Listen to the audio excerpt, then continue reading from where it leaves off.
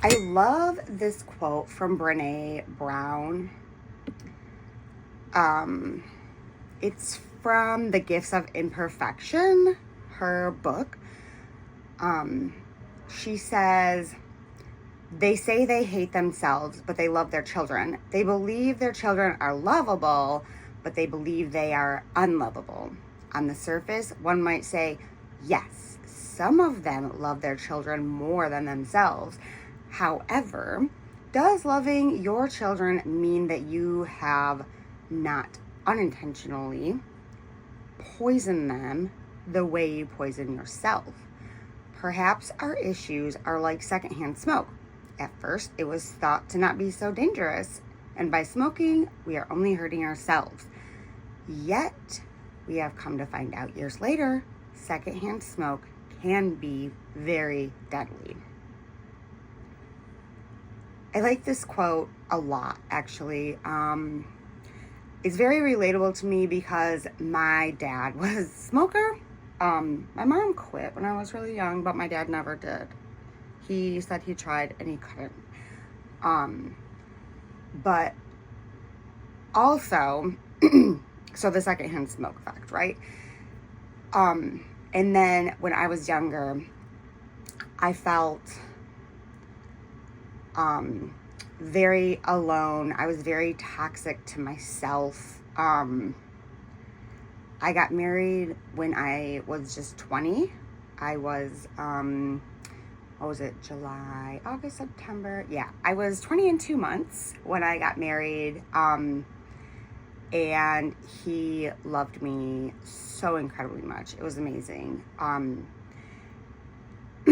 I thought I loved him. I mean, I do love him, but I didn't love myself at all. And we got in a lot of fights. And I got pregnant right away. And I loved our child so incredibly much, but I still didn't love myself. And it wasn't until fast forward 8 years that we had our youngest child, and he had special needs, that I was 28, right? So I really was thinking, is there something to this statement that you can't love anybody if you don't love yourself first? And the first inclination that I had was, I've loved all these special people in my life, even though I don't love myself. But then when I read this quote from Brene about the secondhand smoke, like, I'm not loving myself. I'm being very toxic to myself, which is the smoking, right? So in some ways, that has to be affecting my relationships. It's affecting my relationship with my husband. It's affecting my relationship with our 4 children. It's affecting my relationship with my parents, with my in-laws. At this point, I didn't have any friends anymore. So it's affected my friendships. I don't have any, right? So I started looking into it and learning how to love myself. It's been a lifelong journey. I've been doing it for 12 years. It's one of those things where it's like a quick start, and then it fades into a slow burn, right? Like you're so thirsty when you first start that you're like guzzling the water, but then once you get sated, then you can sip.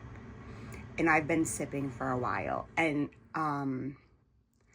it's so important. And I don't know, especially as a parent of a special needs child, if you don't love yourself, if you don't speak kind words to yourself, if you don't take care of your own body, your own mind, and your own soul, that's going to filter into your caregiving and into your child's life. You don't have a choice in that. It's like secondhand smoke. Like, once it leaves your body as secondhand smoke, you don't have a choice about where it goes. It just filters into everything, right? It goes into your couches and your walls and into your kids. So I'd really like to implore you to pay attention to the words you say to yourself, to the things you put into your body, to the things you put on your body, to the things that you put in your mind, and the things that come out of you will be the result of the things that go in to you. So I created Wistful Mara to help others like me to grow and learn and take care of yourself, because I've grown and I've learned that you can't effectively take care of anyone, cannot effectively love anyone else in your full open heart if you don't love and take care of yourself first. And if you're struggling, or you're wondering, or you know, and you need help, please visit my website, wistfulmara.my.canva.site, so that you can explore this idea more.